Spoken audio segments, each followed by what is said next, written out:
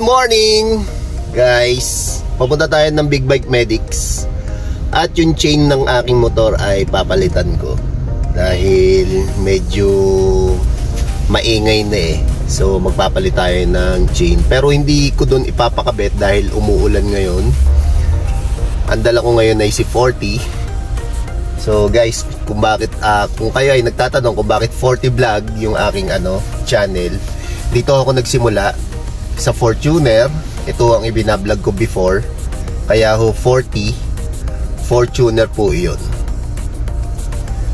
So guys, mamaya na lang kapag nasa Big Bike Medics tayo. Ang Big Bike Medics nga pala ay nasa part ng Santa Rosa. Sila ay isa sa mga nag-i-sponsor sa grupo namin sa Ninja Philippines. So kung kayo ay taga Santa Rosa, may mga discount po kayo doon. At member ho kayo ng Ninja Philippines, ay makaka-discount po kayo. So yung aking kadena na bibilhin ay discounted po ang presyo. Mamaya i-reveal ko sa inyo kung magkano. Pero original po iyon, yung aking bibilhin. Wala naman ho silang ibinebenta doon sa Big Bike Medics na Japik. So mamaya na lang. At good morning sa inyo. Isang magandang maulang umaga.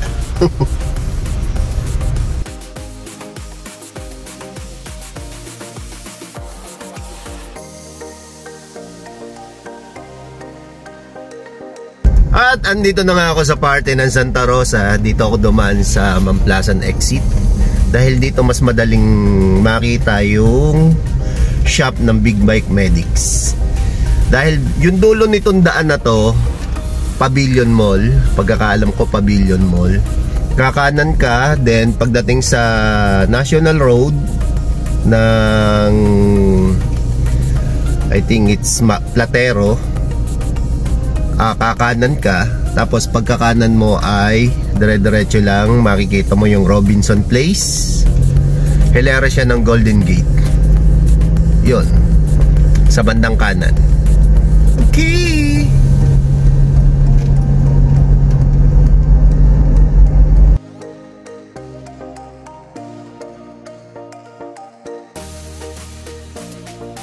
Okay guys, eto na yung Pavilion Mall.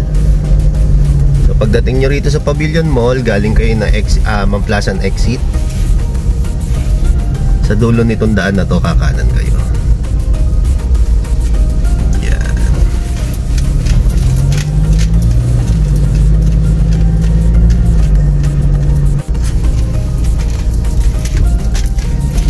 Pagkanan nyo rito, stoplight. Yung dulo nitong daan na to, stoplight yan, kakanan kayo.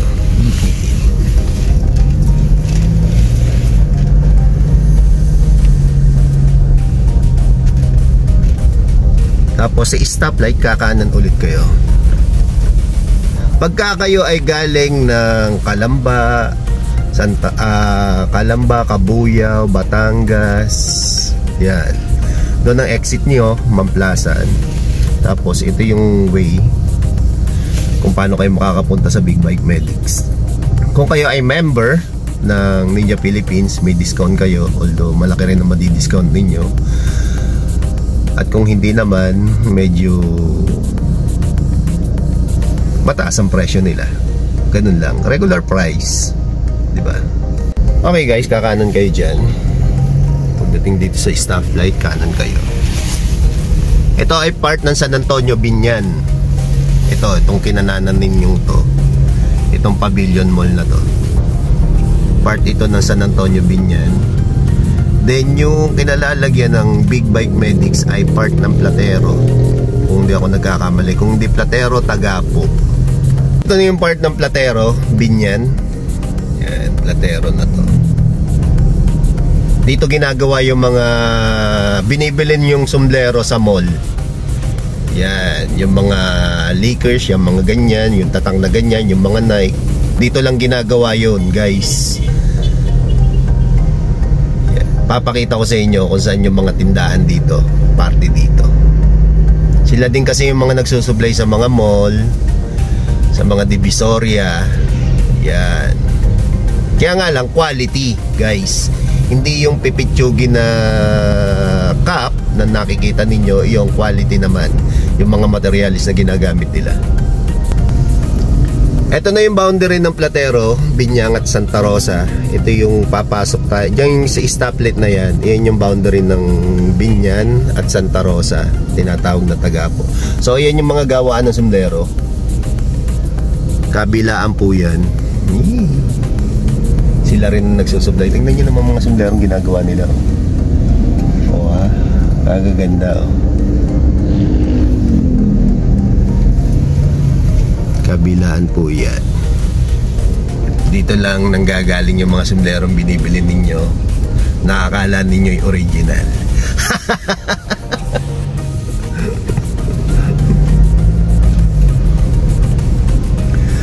So ito yung boundary. At pag nakita nyo tong Caltex na to, makikita nyo dito ang Big Bike Medics sa bandang kanan. Nakikita nyo yung jeep na yan, kulay green na yan.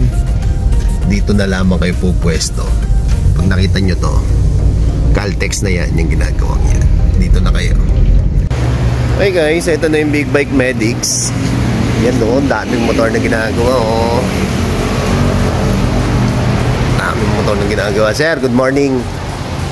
Bibili akong pyesa.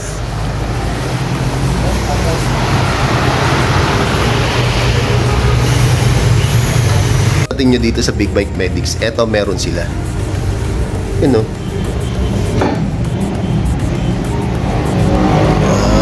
Ito yung mga stock nila hanggang sa mga gears, sliding accessories ng motor. Yun no, SC Project no, lupit no guys no. Pan CB 650R.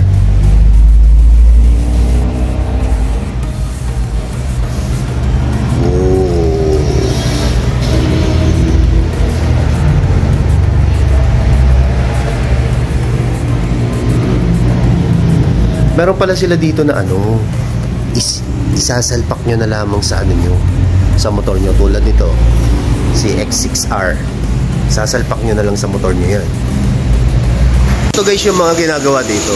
Kung gusto nyo magpa-repaint ng inyong motor, yan o. Diba?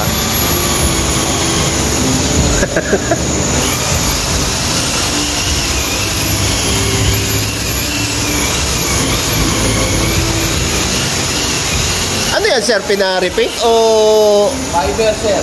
Pina-fiber? Fiber? Oh, fiber yan o guys o. Yun nga sa namin yung kakarera yung motor. Yeah boy. Etong green? Okay. Is ito na yung ano, yung aking chain. Ito ay magkano sir? 5.8 pag kayo yung member ng Ninja Philippines. Pag hindi kayo member ng Ninja Philippines, 6.5. Sorry kayo guys. Ito yun lang po ng ninyo po. Sige, sige. Yung other. Okay guys, nabili ko na yung aking chain. Dito nyo pala makikita yung ano nito, yung original nito. Makikita nyo yung texture ng pagka-gold nya. Yan o. Hindi yung parang pinturang inano lang, ipininturahan yung ano, yung inyong chain. Ito talagang ano siya oh, gold siya oh. Doon mo pala makikita yung original nito. Kasi maraming japik nito guys, tunay. Kapag ito ay nag-work 3 plus, alam nyo na. Dahil ito ay 6,000 plus, mabibili nyo to. Grabe guys, ang piyasa pala ng Big Bike ay hindi rin pala basta. So libo rin pala yung presyo niyan. Ngayon lang ako nakabili ng chain ko after 2 years na aking pagbabike. So ngayon lang ako nakabili ng piyasa niya. As in talagang kung hindi ka member ng Ninja Philippines, bibilihin ko yun ng 6.5. No choice ako, kailangan ko kasi magpalit. Dahil syempre mas mahirap kasi na bigla akong masiraan, lalo na kapag malayo yung mga biyahe. kadena pa man din, di ba guys? Okay lang sana kung mga minor lang eh, yun ay major yun eh. Siyempre kapag yun ang natanggal, paano ka tatakbo, paano ka hanap ng motor mo, di ba? So kaya kailangan pa ng palitan. Although kung sa may salitang pwede pa. Kaya nga lang yung tanong kung kailan, hanggang kailan yung pwede pa. Pwede pumili ka na ng original na chain mo para matagal mo pa ulit magamit. Yun naman ay conforme sa paggamit mo. Maaaring kaya yun na nasira agad within 2 years. Yun sa akin. Meron kasi kung bitaw ng clutch na mabilis siyang umarangkada. So yun pala ay mali. Yung pala ay nakakapagpaluwag ng kadena. Yun na yung nagiging cause ng sira ng kadena. So kayo may mga motor, yung i-release yung clutch ninyo basta-basta para mapaarangkada nyo lang yung motor nyo ng maganda. So at least smooth din kung paano nyo i-release yung inyong clutch. So guys, Batangas na ako. Dito ko na tatapusin ang aking video. Ito po ang inyong Ka40. Bye guys! Yoo-hoo!